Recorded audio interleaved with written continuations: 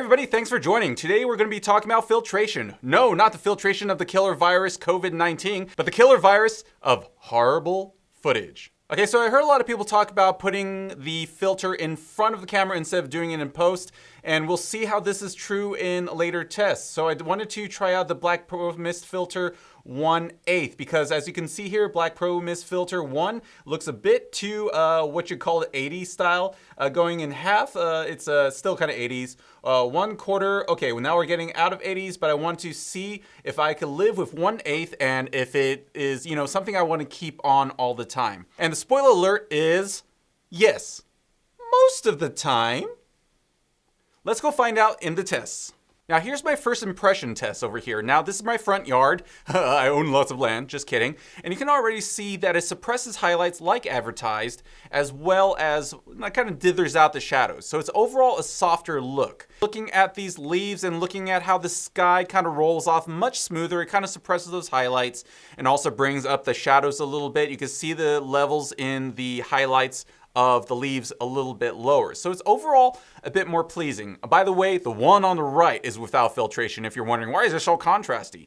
On the left, you can see that the clouds are definitely more soft and not as hot. So overall, softness is the game here from what I could tell right out of the box. But that is talking about outdoor footage so far. Now, just as a note that this is with Vlog L with the GH Alex LUT on. I will be testing the standard look in the camera later in order to compare how it does because yeah, both kind of curve a little bit differently. So far, what do you think? I mean, it already kind of gives you extra latitude, right? Which is great. It's almost like you're increasing the dynamic range of the camera. But let's take a look at how it deals with like skin tones and animals. Okay, here's Loki the cat. He's Russian blue, pretty cute over here. On the left is Black Pro Mist, and on the right is no filtration at all. This is with Vlog L with GH Alex LUT on there. It's not a huge difference from what I could see, a little bit less contrasty. And why did he have to turn his head? Oh, look over here. On the right, those highlights are pretty damn hot. And then on the left, those highlights are brought in, and you see a bit of bloom as well. That kind of brings in the 80s look, but actually also brings a little bit of cinematic feel as well. Bloom in post-production filters is actually kind of popular, so some people may actually like that. This at just 1/8, it is fine in my book. Now zooming in onto Mrs. Crazy Hair over here, one thing I noticed as well is that the hair is kind of softened up. You still see detail, but the hair is kind of, there's not as much contrast. So, you know, the blacks in her hair versus those light little messy parts, it's much more even out. And in this scene of her getting all messy, also little messy hair, you see that her face is a little bit hot on the right. But if she would just turn her face this way, Amara, look this way. Well, anyway, you will see that the highlights in her face are softer and the shadows are also a bit boosted. Thus, it kind of rolls off a little bit in a nice, natural, flat look. I feel like I would keep it on as long as the bloom doesn't bother me for the shots that I want to use. But let's take a little bit of a deeper look and kind of stress test a little bit on very bright and darker areas, very high contrast and detailed areas as well. Let's look at these little tests that I did out in the park. Now, this is the overexposed image right here. Okay, on the right is the what I exposed for, and on the left is with the filtration on. You can see that a lot of the blues are brought back, and overall the image is softened, but overall it's still overexposed. You know, this is a GH5 Vlog L with GH Alex LUTs. It kind of rolls off a little early with the GH Alex LUT. Now here's something a little underexposed. You can see that in underexposed situations, you won't see a whole ton happen with the highlights. Those skies look a little bluer. Here's 200% zoom over here. But those shadows are kind of brought back out a smidge. But notice here on the bench, you don't lose any detail, also in the leaves. The overall look is softened, but the detail is still there. With the Black Pro Mist, when in Vlog L with the GH Alex LUT, you can see that a bit of those overexposed areas in the slide or climbing whatever are brought back. So it's overall softer. Here, it's interesting, the sky looks darker, but the flag doesn't seem like it got much softer. I already kind of overexposed the flag a decent amount. So within reason, it pushes down the highlights, it seems like. And overall, it gives you richer skies, something to expect out of it. Now here's a little sign and plus a great detail that I looked at here. Overall, it just looks like a bit flatter over here, but I found it to be a pretty good little example of what it looks like when you do zoom in. Now on the left, with the filtration on the right without. The contrast may make it look sharper on the right, but when you really look into it, the detail stays the same. And that's kind of what we want out of a filter. We don't want to lose any resolution out of it, but we do want to improve the image, in which this little thing helps you do. Now this is the standard look, no LUT, nothing, just straight out of the camera with filtration and without filtration. I think it looks pretty obvious here that highlights are suppressed on the skin tones. In the cat example over here with Shemp the cat sleeping and of course, not being consistent in how he's sleeping, you can see that it's a really subtle difference. But I guess the main point is that you don't lose detail and sharpness with the filter on. Just look at those eyebrow hairs. I mean, just look at that little cutie. Now, looking at this scene in standard picture profile, it's more of the same actually. It suppresses the highlights in the skies, and it brings back the shadows a little bit.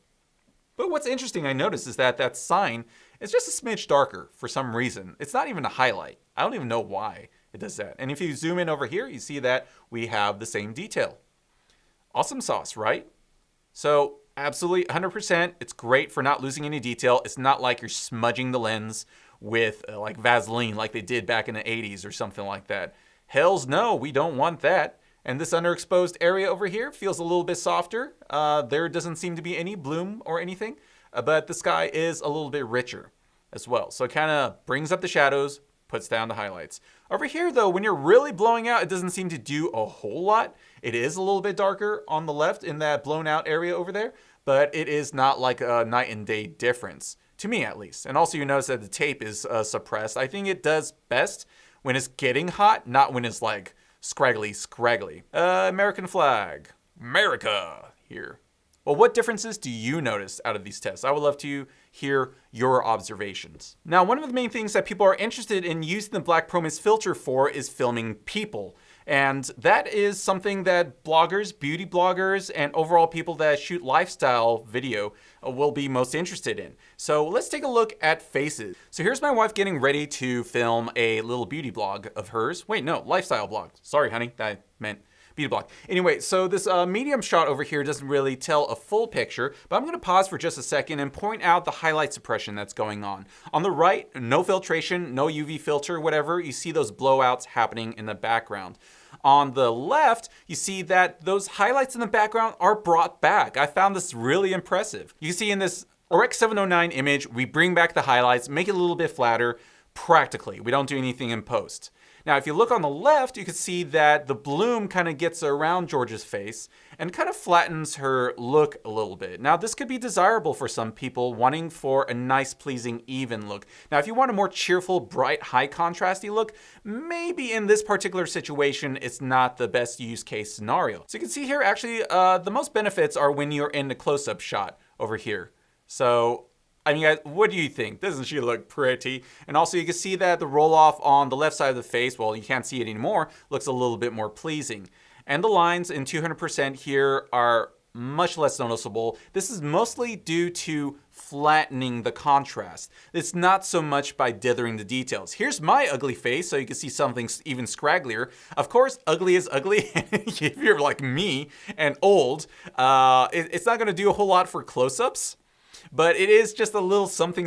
For a guy like me, maybe you want to look into 1/4 or 1/2 for those close-ups. But then you start going into 80s look if you have a lot of highlights in the background. And here's my eyes and wrinkles. Yeah, so as I said, it kind of more plays with the highlights and shadows more than the details. So if you have a crap ton of detail in your scene, well, that detail's staying there.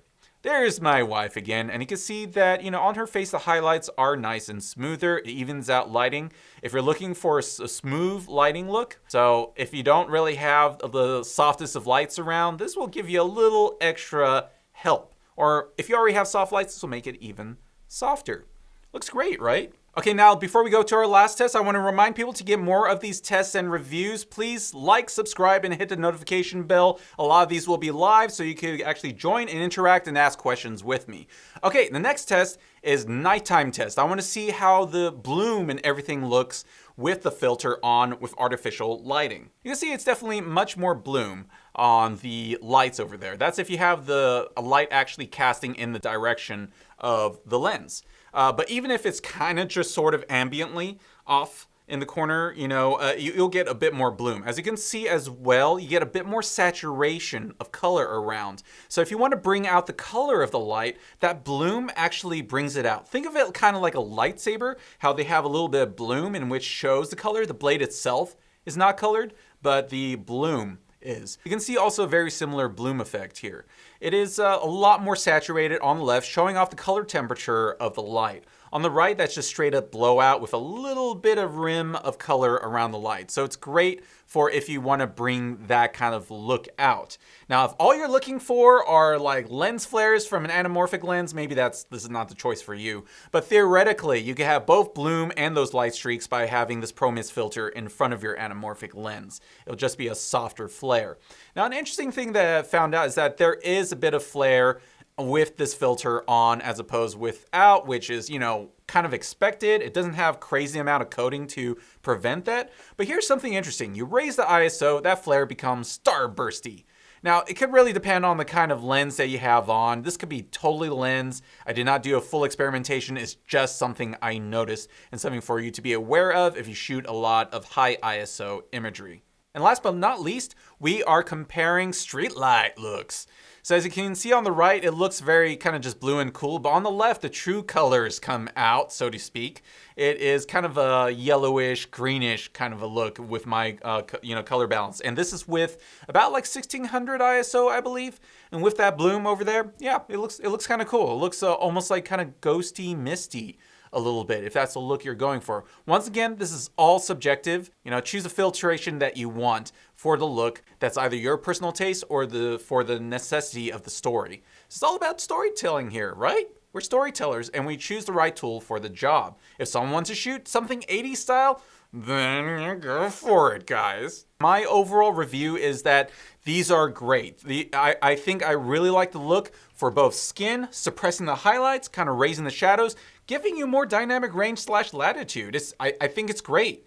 Now, the only thing in which I wouldn't use this thing for is this kind of scene that you're looking at right now. Me face right now. You know why? It's because all this white, bright stuff around me, in which I'm actually intentionally clipping to keep it clean. For studio stuff, I would want my stuff to be nice and clean without bloom. This is especially so for people that are doing green screen. It might complicate things with green screen when you're trying to control spill. I think doing your filter in post is probably the better deal. That's my review of the Tiffen Black Pro Mist Filter 1/8. It's a thumbs up for me, except in certain situations. What do you guys think? What filtration level is more for you? Any filtration at all? Do you prefer post still? I don't know. You tell me. Now let's go into the user comments over here. Now Trevor says he uses BPM 1/8 on every single lens. That's great to hear. And I hear a lot of people doing that, like pretty much on all of their lenses. And that's what got me interested in this. So it's great to hear that you're in on this too. Huh? And another comment is that Trevor has some friends that use 1/4 and 1/2, which is just too much for my taste. Too much for me too. I can't really imagine using it unless I'm trying to create a kind of effect, a shot that has a dreamy effect or something, 80s style. And that style is a little bit out of fashion. Lower level for video without great dynamic range and too much internal sharpening, the BPM is excellent for taking that edge off for a more filmic look. Yes, I think that is the main thing I hear about this filter. It's to help take off that digital look that these, lower end cameras, I'll say, they still cost a couple $1,000s, but these lower end filters can't always turn off completely any, like image enhancements that make it look a little bit too digital. This kind of like brings it back, tones it down, makes it a little bit more organic. Absolutely agree. Yeah, also helps if highlights roll off. Yep, as you can see with those examples over there, guys, absolutely agree with Trevor. I think this is great for people that are finding themselves shooting in a lot of high contrast situations that want to overall soften the look or just, get a little bit more latitude in post, because that's absolutely what I felt. And I'm just going to keep this on here all the time. My wife actually likes using this thing, so I'm not going to take it off unless I'm shooting myself in a studio. That sounded kind of suicidal for some reason. Okay. All right. Thank you for joining, everybody. And be sure to hit like, subscribe, and hit the notification bell and support this channel by clicking on the affiliate links below. Even if you don't buy anything or you're buying something else, click on them. It makes me feel better about myself. I mean, it's all about self-esteem. That's why we're doing this. And that's why I'm just trailing off right now, talking about nothing, so that you can start clicking on these little things right here. These squares, and then this little round thing that if you hover your mouse over, gives you the actual functional subscribe button. Click on it. Click on it.